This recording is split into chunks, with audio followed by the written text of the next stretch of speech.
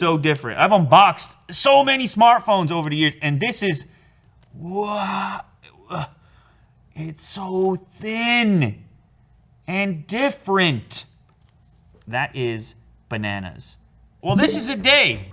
Wow. It's a day today. It's an important day because in front of me I have a device that I've been really excited for. I want to check this thing out for a very long time. It's a new form factor. It's a new take.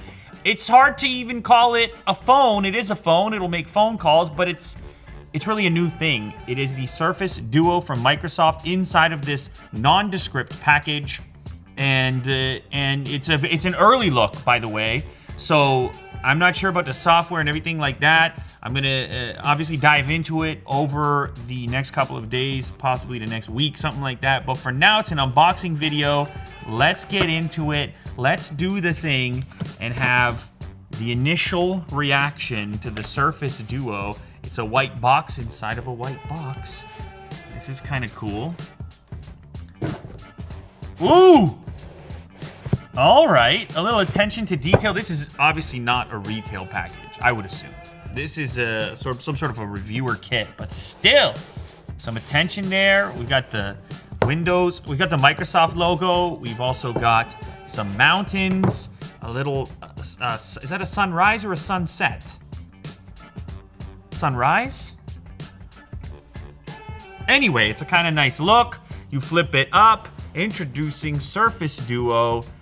There's a new way to get things done. All right, so this is where they're gonna break down how you're gonna use this. By the way, me saying I don't think this thing is a phone is actually a positive because we have so many phones from different manufacturers.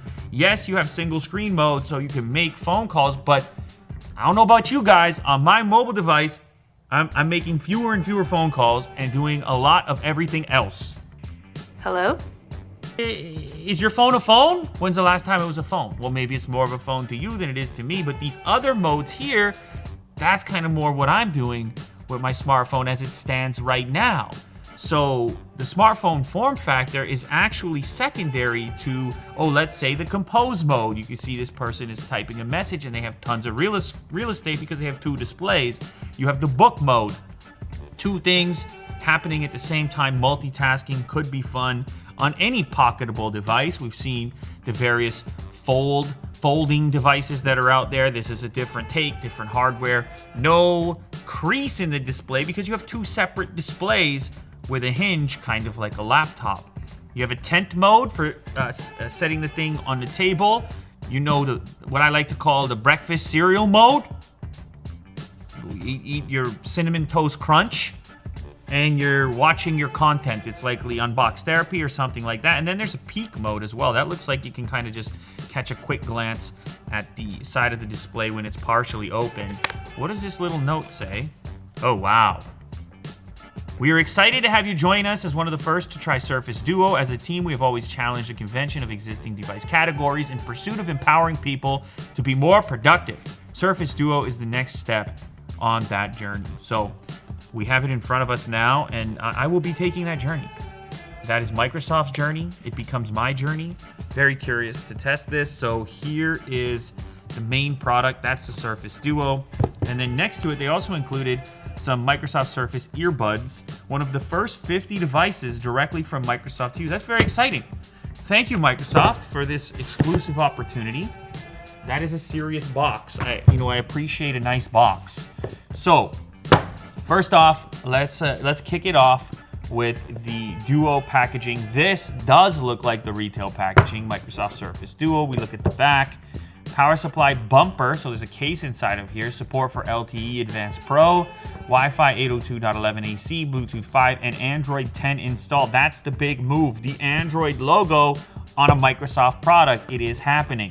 This is the Surface Duo with Qualcomm Snapdragon processor. They didn't want to tell you which Snapdragon processor because it isn't the latest, it isn't the 865, but again, that's not necessarily the most important component about this device. It's more about the sort of overall package and the big shift in form factor as opposed to necessarily spec chasing. That said, this does have a price tag commensurate with a high spec device.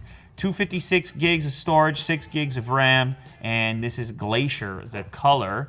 So I'm gonna pull this tab over here.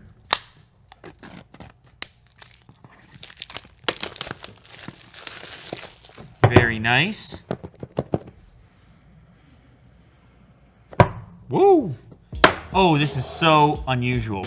This is so different. I've unboxed so many smartphones over the years, and this is, wow, it's so thin and different.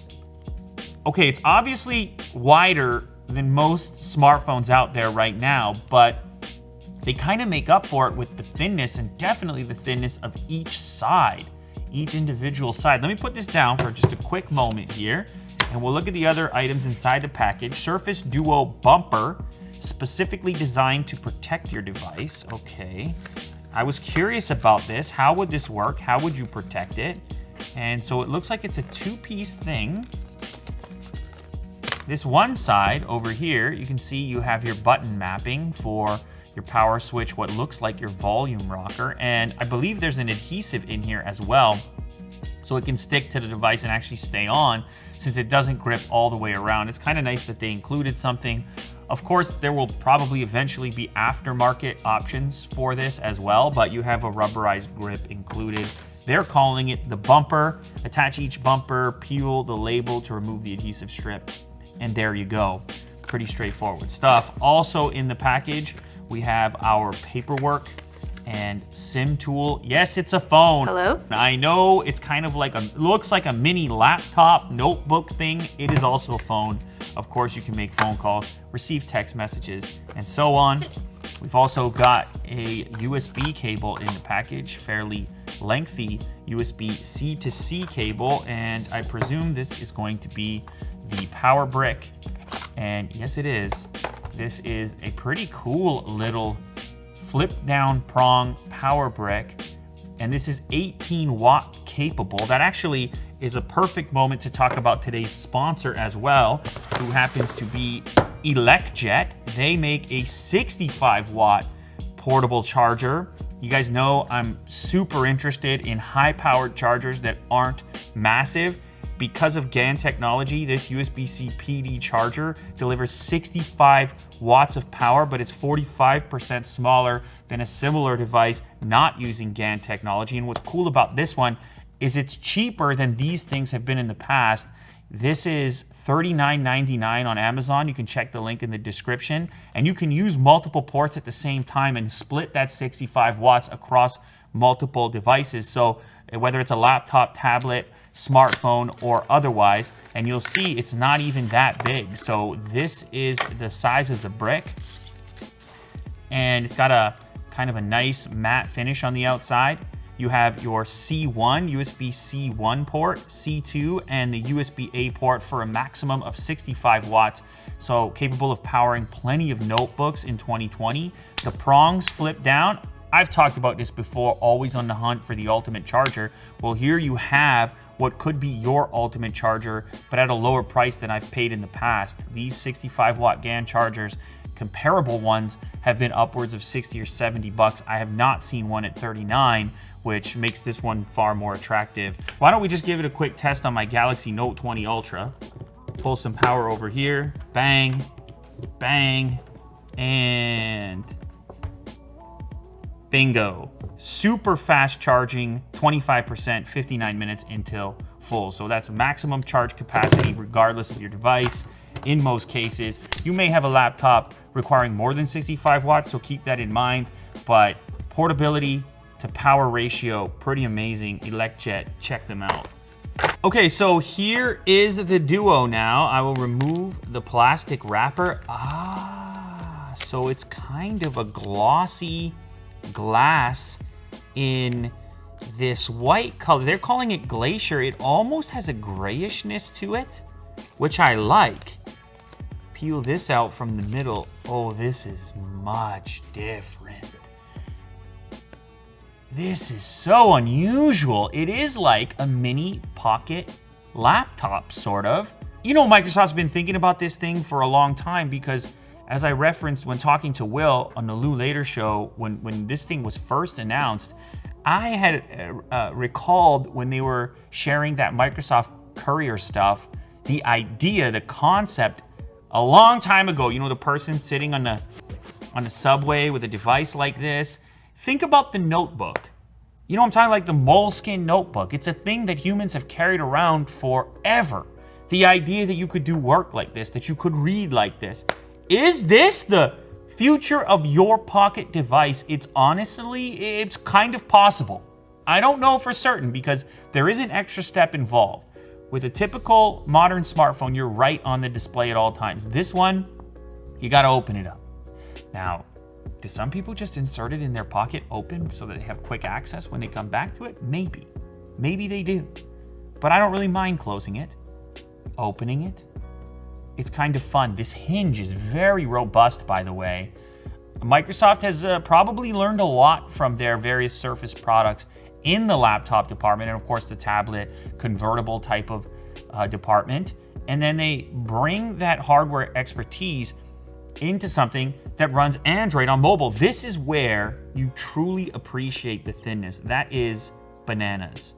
It is way thinner than a smartphone. Here, comparatively, again, we have a Galaxy Note 20 Ultra, and you can hopefully sort of appreciate the difference there. Now, I understand it's unfolded at this moment, but when you're holding it, it kind of shocks you how thin it is in the open format. When it's closed up, let's do another comparison. It's kind of similar, actually, to the Note 20 Ultra when it's closed up. So we can definitely do a pocket test at this moment. These are typical, that's a typical short. That's a typical male, that's a man's short. It's just one short. That's right, not shorts. That's a man short. And you know what? It's nothing. I don't notice it any differently.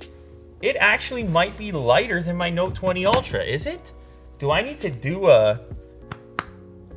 Either way, I'm gonna go ahead and say that's totally manageable. It's not a... Maybe you got the tight pants. I don't know what you do. Maybe you have the tight pants, but for me, I could swap that in. I could sub that in. Totally manageable. All right, let's look around the outside of the device. Over here, right on the side, we have our Type-C connector. Let me grab that Type-C cable real quick, just to show you how that connects. Pretty straightforward stuff. Bang, that's it. That's your connection point to the device. As we move around to this side, that's gonna be your fingerprint scanner.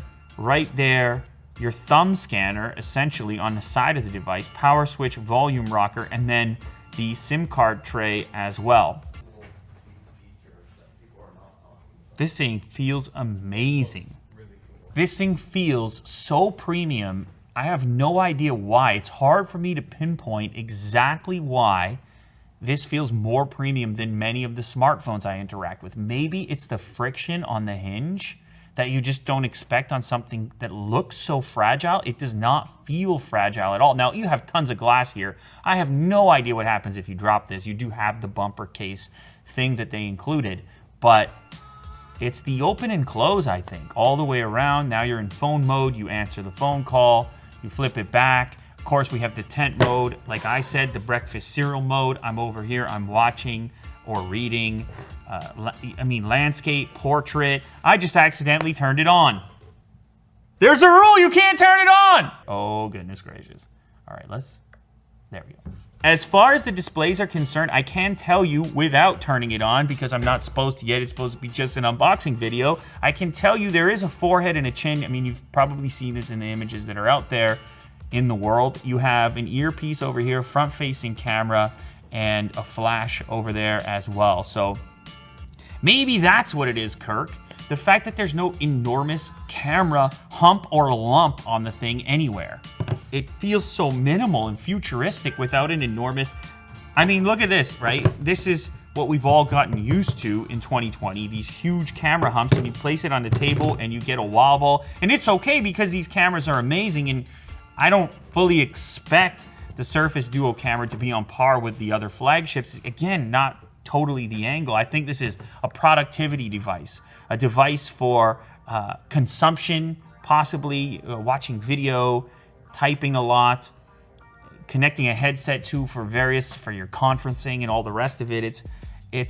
Can it replace a tablet or a laptop? I think it can definitely replace your tablet. I think it's targeting to be a tablet and a phone in one. And much like when we first got a number of new form factors, whether it was the original scaling of phones or the folding phones or even when the Surface product started to connect a keyboard to a thing that was a tablet and blur the line between what a laptop and a tablet is, I feel like this is kind of doing the same thing, but in phones, inside the smartphone range, and instead this time merging the tablet and the phone and still kind of ending up somewhere in laptop territory, somewhere in mini laptop territory, which is kind of wild. So I just love the imagination here. I love the fact that you don't go for the status quo. There's no reason why Microsoft couldn't have just made a Microsoft Surface Android phone to compete with all the other phones. Sure, they could have done that.